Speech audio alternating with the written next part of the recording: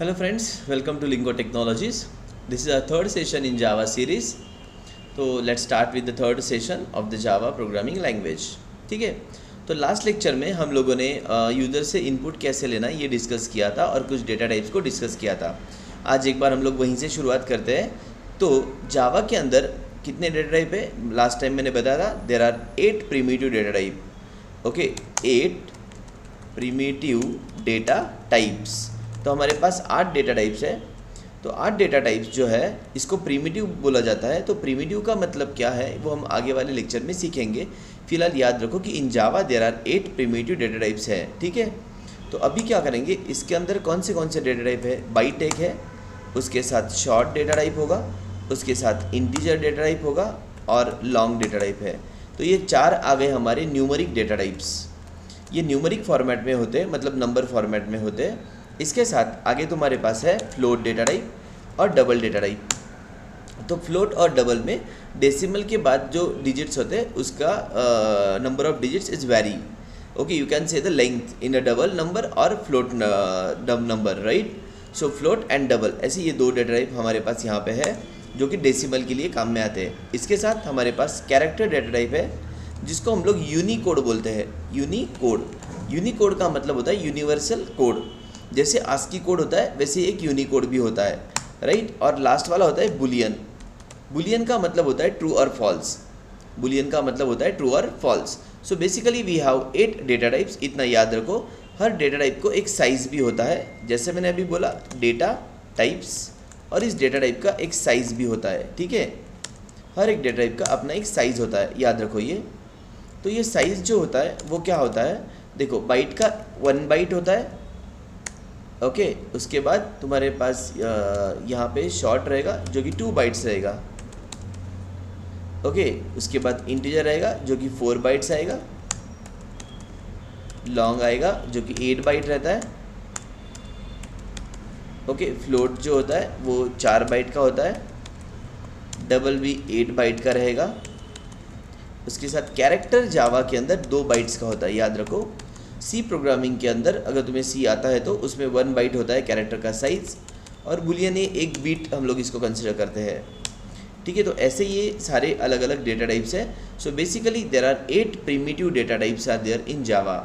याद रखो इसको. तो प्रिमिटिव के बारे में हम लोग आगे बात करेंगे जैसे हम लोग ऑब्जेक्ट ओरिएंटेड प्रोग्रामिंग को स्टार्ट करते हैं. ठीक है, तो let's start now. I will start Eclipse here. ये देखो इक्लिप्स शुरू कर दिया है मैंने. गो टू फाइल, न्यू और प्रोजेक्ट. यहाँ पे तुम्हें सिलेक्ट करना है जावा प्रोजेक्ट को. याद रखो, file, new and Java project को सिलेक्ट करो. यहाँ पे आएगा सेशन 3, लिख रहा हूँ मैं प्रोजेक्ट का नाम. ठीक है, तो ये मेरा प्रोजेक्ट 3 है, थर्ड प्रोजेक्ट. देखो यहाँ पे लेफ्ट साइड में right click on this project, new, create a class. Class क्या होता है ये हम लोग ऑब्जेक्ट ओरिएंटेड प्रोग्रामिंग के लेक्चर में डिस्कस करेंगे.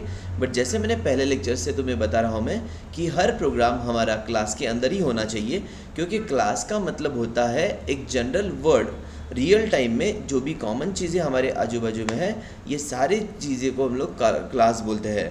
जैसे as I said, we if you are a college student तो स्टूडेंट एक क्लास हो गया. अगर कोई टीचर है तो वो टीचर एक क्लास हो गया. कोई डॉक्टर है तो डॉक्टर एक क्लास हो गया. तो जो भी जनरल वर्ड है एक कैटेगरी को डिफाइन करते हैं उसको हम लोग यहाँ पे क्लास बोलते हैं. ठीक है, क्लास का वैसे डेफिनेशन होता है एट्रीब्यूट्स एंड बिहेवियर.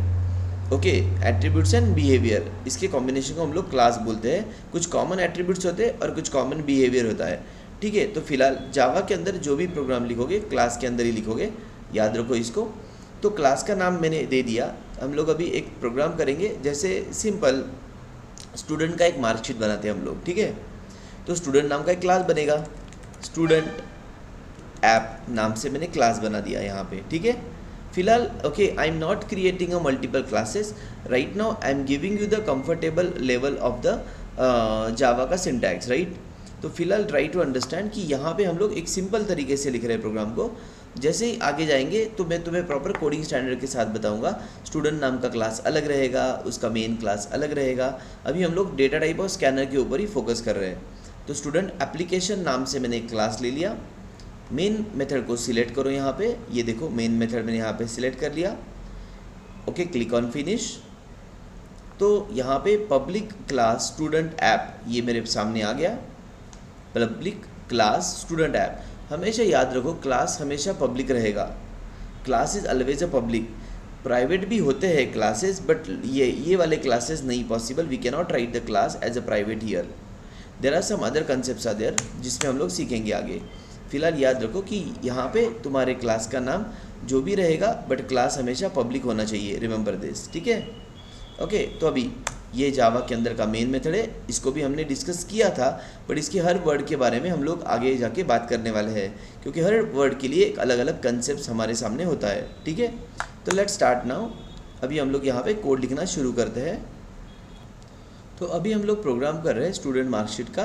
तो यहाँ पे स्टूडेंट की मार्कशीट करने के लिए हमें कुछ वेरिएबल की ज़रूरत पड़ेगी, जैसे कि हमारे पास कुछ वेरिएबल होंगे, इंटीजर रोल नंबर, उसके साथ हमारे पास वेरिएबल रहेगा यहाँ पे स्ट्रिंग स्टूडेंट का नेम। ओके, तो देखो रोल नंबर, यहाँ पे रोल को मैंने स्मॉल लिखा, एन को कैपिटल लिखा, स्टूड स्मॉल है, एन कैपिटल है। तो ये कोडिंग स्टैंडर्ड्स होते हैं जब हम लोग वेरिएबल डिक्लेयर करते हैं। Please follow this coding standards. जैसे ये रोल नंबर स्मॉल लिखा, n is capital, stud is small, n is capital. So these are the coding standard, please follow this. इसका पर्पस भी आगे अभी समझ में आएगा तुम लोगों को। Okay, always remember whenever you write a code, please follow the coding standard. Class का पहला लेटर कैपिटल होना चाहिए, याद रखो ये, ठीक है। Variables whenever you should start with the camel letters. See look at this, s s roll small, n capital, student name. उसके साथ ही मुझे स्टूडेंट के मार्क्स चाहिए। सब स्टूडेंट को हम लोग अलग अलग सब्जेक्ट्स होते हैं, 3 सब्जेक्ट कंसिडर करते हैं हम लोग यहाँ पे, सब्जेक्ट 1, सब्जेक्ट 2 और सब्जेक्ट 3। ऐसे 3 सब्जेक्ट मैंने यहाँ पे कंसिडर कर लिए, और इन तीनों सब्जेक्ट के लिए हमें टोटल भी देना पड़ेगा स्टूडेंट को। उसका एक टोटल हम लोग कैलकुलेट करेंगे, और उसके साथ हमें स्टूडेंट को परसेंटेज भी कैलकुलेट करना है, ठीक है। तो यहाँ पे रोल नंबर लेना है, उसके बाद स्टूडेंट का नेम आएगा, उसको 3 सब्जेक्ट के मार्क्स मुझे एंटर करना है। तो ये 3 वेरिएबल हो गए, उन मार्क्स का मुझे टोटल करवाना है और उसके परसेंटेज कैलकुलेट करने हैं। तो ये हो गए मेरे वेरिएबल डिक्लेरेशंस। तो तुम बोलोगे सर आपने जब डेटा टाइप हमें बताया, तो डेटा टाइप में तो आपने स्ट्रिंग यहाँ पे कहीं लिखा ही नहीं, क्योंकि मेरे पास 8 डेटा टाइप है। तो यहाँ पे हम लोग जो लिख रहे हैं स्ट्रिंग, ये क्या है? तो स्ट्रिंग ये क्लास है जो जावा के अंदर इस पैकेज के अंदर होता है, लैंग पैकेज। अब ये पैकेज कंसेप्ट क्या होती है, जैसे आगे अगर तुम्हें कोई प्रोग्रामिंग आता है पहले से, सी अगर आता है या C++ आता है या पाइथन भी अगर तुम्हें मालूम है, ठीक है। तो हर लैंग्वेज में अपने खुद के क्लासेस होते हैं या फंक्शंस होते हैं। जैसे सी लैंग्वेज के अंदर वहाँ पे हम लोग हिडर फाइल्स को ऐड करते हैं, उसके अंदर फंक्शंस मिलते हैं। वैसे जावा के अंदर ये जो क्लास होता है ये पैकेजेस के अंदर होते हैं। तो पैकेजेस जो टॉपिक है हम लोग आगे डिटेल में आएगा ये भी टॉपिक। तो फिलहाल याद रखो, तो यहाँ पे क्यों लिखा नहीं मैंने, इम्पोर्ट ऐसे लिखा जाता है, java.lang.star। इसका मतलब इस पैकेज के अंदर से तुम लोग कोई भी क्लास को यूज़ कर सकते हो। जैसे कि मेरे पास क्लास है स्ट्रिंग, इसके साथ ही और भी क्लासेस होते हैं, बट इसको लिखने की कोई ज़रूरत नहीं है क्योंकि ये पैकेज बाय डिफ़ॉल्ट हमें मिलता है। इसका मतलब क्या, अगर हमने नहीं लिखा तो भी ये हमें मिलेगा ही, याद रखो। इसको अगर तुमने नहीं लिखा तो भी ये बाय डिफ़ॉल्ट अवेलेबल होगा। कौन सा पैकेज? Lang package. ये जनरली पूछा जाता है इंटरव्यू के अंदर भी, which is the default package available in Java. So you can say the answer is lang package. So I don't want this right now, remove this, ठीक है। इसके साथ क्या करेंगे, रोल नंबर लेना है, उसके बाद नेम। तो स्ट्रिंग ये क्लास है, जैसे मैंने बोला 8 डेटा टाइप है, स्ट्रिंग इज़ अ क्लास। तो इसका भी एक पूरा यूनिट आने वाला है, will discuss that. So initial level के अंदर मैं बहुत बार तुम्हें ये बताता हूँ, क्योंकि क्या है, अभी मेरा फोकस है स्कैनर क्लास के ऊपर। Right now I am focusing on the scanner class, ठीक है। तो मुझे डेटा को कैसे इनपुट करना है, कैसे ऐड करना है, प्रोसेस करना है, प्रिंट करना है, ये चीज़ें दिखानी है। इसलिए ये अलग अलग टॉपिक्स हो जाते हैं, ये अलग टॉपिक रहेगा, ये अलग टॉपिक रहेगा, ये अलग टॉपिक रहेगा, ठीक है। तो रिमेंबर राइट नाउ स्ट्रिंग जो क्लास है उसका एस कैपिटल है। तो अभी हमें क्या करना है, let's create a object of the scanner class, जो हमने लास्ट लेक्चर में डिस्कस किया है ऑलरेडी। ओके, तो स्कैनर SC ये उसका ऑब्जेक्ट हम बना रहे हैं, न्यू स्कैनर, यहाँ पे system.in ऐसे मैंने लिखा, याद रखो ये। तो तुम बोलोगे इसके नीचे तो एरर आ गया, ये लाइन आ गया, एरर लाइन। तो क्योंकि मैंने तुम्हें जैसे बोला, जैसे स्ट्रिंग क्लास एक पैकेज के अंदर होता है जिसका नाम लैंग है, उसको इंपोर्ट करने की ज़रूरत नहीं, वैसे ही स्कैनर क्लास एक पैकेज के अंदर है जिसका नाम यूटिल है, उसको इंपोर्ट करने की ज़रूरत है। तो यहाँ पे क्लिक करो इसके ऊपर, ये देखो आ गया। एक बार फिर से दिखाता हूँ मैं, ये एरर जो है, एरर पे क्लिक करो, ये देखो यहाँ पे तुम्हारे सामने पैकेज इंपोर्ट हो गया। ठीक है, ये पैकेज यहाँ पे इंपोर्ट हो गया, याद रखो। अगर ये पैकेज नहीं लिखोगे तो स्कैनर नहीं मिलेगा तुम्हें। ठीक है, system.in मतलब हम लोग डेटा रीड करने वाले हैं इनपुट स्ट्रीम के थ्रू, इनपुट स्ट्रीम मतलब कीबोर्ड के थ्रू। ओके, SYSO ये शॉर्टकट की है। Enter student roll number, roll number को एंटर कर लो। यहाँ पे सिर्फ RO लिखो, कंट्रोल प्रेस करो, कंट्रोल को प्रेस किया है मैंने कीबोर्ड पे और स्पेस बार दबा दो। ये देखो सजेशन आ गया, एंटर कर दो। Equal to SC dot next int, ये आ गया रोल नंबर। SYSO कंट्रोल को प्रेस करो, स्पेस बार प्रेस करो, एंटर स्टूडेंट नेम। फिर से एक बार ST को प्रेस करो, स्टूडेंट नेम चाहिए ना मुझे, इसका ST लिखा, कंट्रोल स्पेस किया, ये देखो आ गया। SC डॉट नेक्स्ट लिखो, ये आ गया नेम। SYSO यहाँ पे हम लिखेंगे एंटर मार्क्स फॉर 3 सब्जेक्ट्स। तो अभी क्या करना है, SUS लिखा मैंने, ये देखो कौन सा सब्जेक्ट, पहला सब्जेक्ट, एंटर करो। SC डॉट नेक्स्ट इन, फिर से एक बार subject 2, SC dot next in, फिर से एक बार subject 3, SC dot next in. तो हमने ये तीनों सब्जेक्ट के मार्क्स को रीड कर लिया। तो रोल नंबर ले लिया हमने, नेम को भी ले लिया, उसके साथ 3 सब्जेक्ट के मार्क्स को मैंने एक्सेप्ट कर लिया। अभी हमें क्या करना है इसके साथ, यहाँ पे you got roll number, you got the name, you got marks of 3 subjects. अभी लेट्स कैलकुलेट दिस। यहाँ पे कमेंट लिख सकते हैं, इसको बोलते हैं single line comment. Calculate marks for the 3 subjects, calculate the total for 3 subject. चलो मार्क्स मतलब total for 3 subjects. So total is equal to subject 1 plus subject 2 plus subject 3। यहाँ पे परसेंटेज लिखेंगे equal to total divided by 3। अभी हमने average निकाल लिया फिलहाल, because there are 3 subjects right now, तो consider 100 each like subject, so 100 marks for the each subjects. So instead of like dividing 300 like into 100, तो हम लोगों ने क्या किया, एवरेज निकाल लिया उसका यहाँ पे। ओके, तो ये आ गया percentage. Let's print the marksheet now. Print student marksheet. ठीक है, इसको मार्कशीट को प्रिंट करो। अभी इसको प्रिंट करने के लिए अलग अलग तरीके हो सकते हैं, बट मैं पहले सिंपल वे से प्रिंट करता हूँ डेटा को। SYSO रोल नंबर, यहाँ पे आके R को प्रेस करो, रोल नंबर आ गया देखो। SYSO स्टूडेंट का नेम, प्लस करके कंट्रोल करो, कंट्रोल स्पेस, ये देखो स्टूडेंट का नेम भी आ गया। SYSO पहला सब्जेक्ट तुम कोई भी लिख सकते हो, जैसे मैंने लिखा mathematics, subject 1। SYSO second subject तुमने ले लिया, सपोज यहाँ पे कंप्यूटर का कोई सब्जेक्ट ले लो यहाँ पे सपोज, ठीक है, सब्जेक्ट 2, ठीक है। And third one is electronics, subject 3। ऐसे मैंने 3 सब्जेक्ट को प्रिंट करवा दिया। SYSO total is equal two plus total, इसी के साथ SYSO परसेंट करना है हमें, परसेंटेज को प्रिंट कर दो। ठीक है, तो रोल नंबर आ गया, नेम आ गया, mathematics, computer, electronics, total and percentage. तो इस तरीके से हम लोगों ने क्या किया, ये सारा डेटा यहाँ पे प्रिंट करवा दिया। इसको एक बार अच्छे से अगर देखना है तो let's run this code.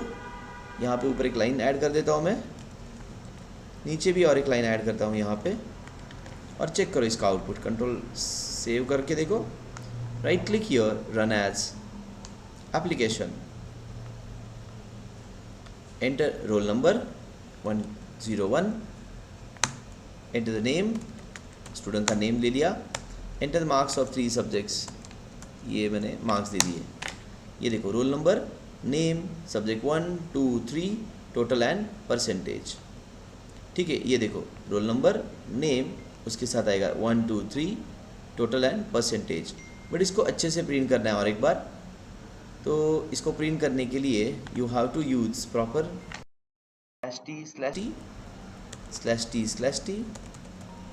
/t /t /t, ऐसे प्रॉपरली इसको प्रिंट करवाओ। ठीक है, and this side here /t /t /t, यहाँ पे 3 बार /t दे रहा हूँ मैं क्योंकि ये नाम पीछे रह जाएगा। देखो ऐसे वो ऑटोमेटिकली स्पेस को अलाइनमेंट में लेके आएगा। /t /t, तो print the output in the proper format. ये देखो अभी कैसे आता है output. 101, name of the student suppose Ajay, marks, ये देखो इस तरीके से आउटपुट आ गया। ये भी तुम प्रॉपरली अलाइनमेंट में कर सकते हो, ये लाइन को और एक /t ऐड करके यहाँ पे, या इसको थोड़ा एक्सटेंड कर दो लाइंस को, दैट्स इट, तो भी आ जाएगा प्रॉपर फॉर्मेट में आउटपुट। एक बार चेक करो फिर से, यहीं पे राइट क्लिक कर रहा हूँ मैं, रन एज और application, role number, name, marks, look at this output here, see this is the way you got student mark sheet here। तो जो रोल नंबर तुमने दिया था, नेम दिया था, 3 सब्जेक्ट के मार्क्स दिए, उसका टोटल आ गया और कुछ एवरेज परसेंटेज यहाँ पे प्रिंट हो गए। So this is the way you have to create a student marksheet. This is the way you have to create a student mark sheet. I hope you guys are able to understand how to use the scanner class. तो scanner class को अगर number लेना है तो next int लिखोगे, अगर string लेना है तो नेक्स्ट लिखना है, अगर डबल वैल्यू होगा तो नेक्स्ट डबल लिखना है, फ्लोट होगा तो नेक्स्ट फ्लोट लिखना है, ये याद रखो। फिलहाल हम लोगों ने इंटीजर यूज़ किया, स्ट्रिंग के लिए नेक्स्ट यूज़ करोगे। ये देखो ये मेथड का नाम होगा नेक्स्ट करके फंक्शन रहेगा जो कि तुम स्ट्रिंग के लिए यूज़ करोगे। 3 नंबर ले लिए मैंने, इनका टोटल यहाँ पे आ गया, एवरेज निकाल लिया और मार्कशीट को यहाँ पे प्रिंट करवा दिया। Okay, so this is the way you have to print student marksheet properly. I hope you understood this program, right? Okay, so guys, if you want to understand this code properly, after the lecture, immediately type this code. After my lecture, इसको immediately type करके देखो, ठीक है? तो ही ये समझ में आएंगे। अगर छोटे मोटे एरर आ रहे हैं, जैसे कि अगर मैंने यहाँ से सेमीकोलन निकाल दिया, ये देखो, चेक करके देखते हैं क्या होता है। देखो इसने बोला यहाँ पे error exist in required project, तो चेक करो कहाँ पे, ये तुम्हें ऑलरेडी यहाँ पे इक्लिप्स में ही दिखाई देगा। यहाँ पे रेड कलर का डॉट यहाँ पे दिख रहा है, ये देखो सिंटैक्स एरर सेमीकोलन एक्सपेक्टेड। तो ये छोटे छोटे जो एरर्स होते हैं वो समझ में आएंगे तुम्हें धीरे धीरे। सम टाइम तुम लोग इंट का आई स्मॉल कर दोगे क्योंकि जावा तो केस सेंसिटिव है, तो इन लोगों ने आई को कैपिटल लिखा है, ठीक है। उसके बाद ऊपर वेरिएबल एन कैपिटल है तो नीचे भी कैपिटल लिखो। मे बी बाई मिस्टेक हो सकता है कि अगर ऊपर कैपिटल है और नीचे तुम लोगों ने स्मॉल लिख दिया, तो जब तुम्हारे सामने एरर आएगा, ये देखो roll number cannot be resolve to a variable, इसका मतलब ये टाइप का वेरिएबल उनको प्रोग्राम में कंपाइलर को नहीं मिल रहा है। इसका मतलब क्या हुआ, ये नाम का वेरिएबल प्रोग्राम के अंदर नहीं मिल रहा है, राइट।